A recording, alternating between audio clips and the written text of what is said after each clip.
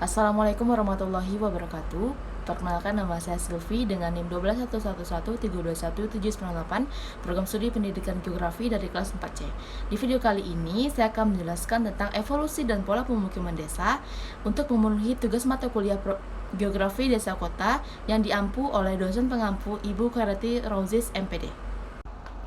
Nah, yang pertama itu adalah konsep dari pemukiman.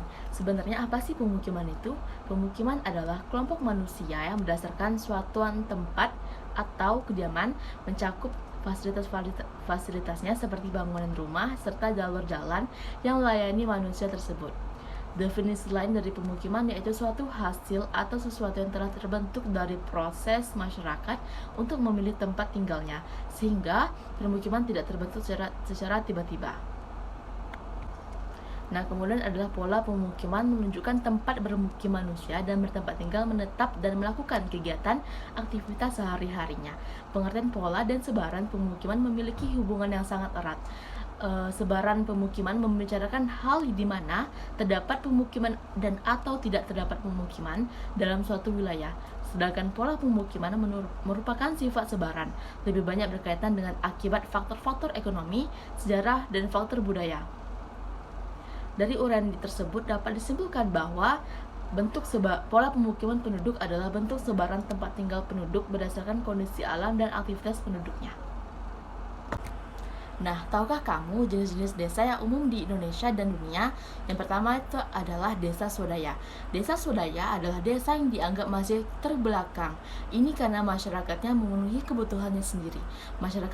Masyarakat yang jadi bagian dari desa swadaya biasanya jarang atau bahkan tak pernah berhubungan dengan masyarakat luar. Nah, kemajuan desa dan adaptasi zaman berlangsung lambat. Desa ini biasanya terletak di lokasi terpencil dan belum memiliki sarana transportasi yang baik. Yang kedua itu adalah desa swakarya.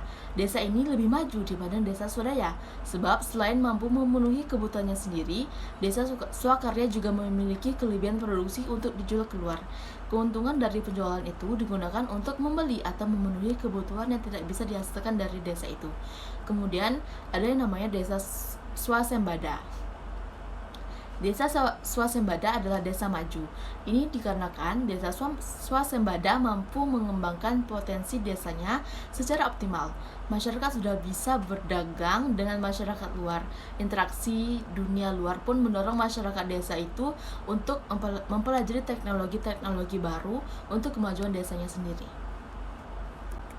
Nah, kemudian ada 4 pola desa menurut Daljuni dalam geografi kota dan desa. Yang pertama adalah desa linear. Bentuk desa linear biasanya memanjang mengikuti alur jalan atau alur sungai.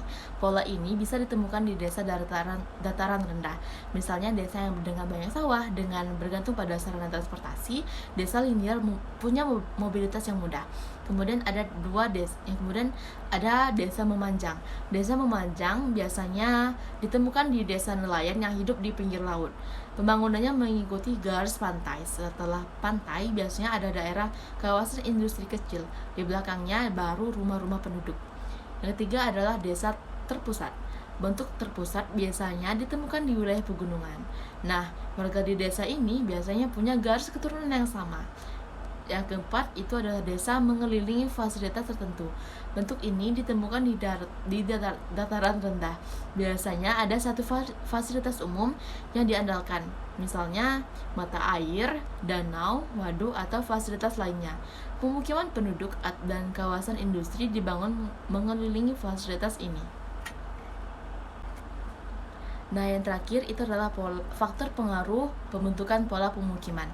Nah, menurut Bintarto, menjelaskan bahwa faktor yang mempengaruhi pembentukan pola pemukiman adalah pertama adalah kesuburan tanah, topografi, dan keberadaan sumber daya air, dan kebutuhan akan keamanan.